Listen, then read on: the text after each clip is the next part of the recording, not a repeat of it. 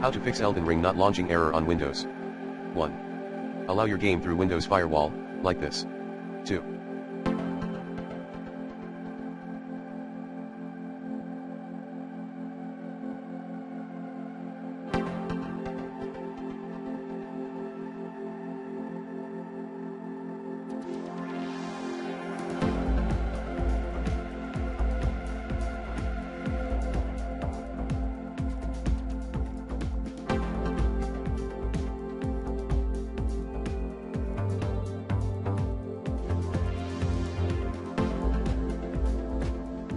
Close non-essential programs via Task Manager.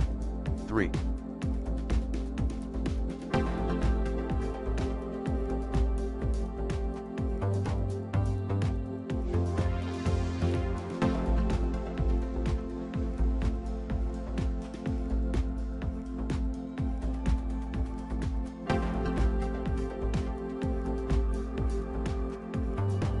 Update your graphics driver using the recommended Avast driver updater in this video guide. 4. Check for and install Windows updates. 5. Run your game as administrator. 6.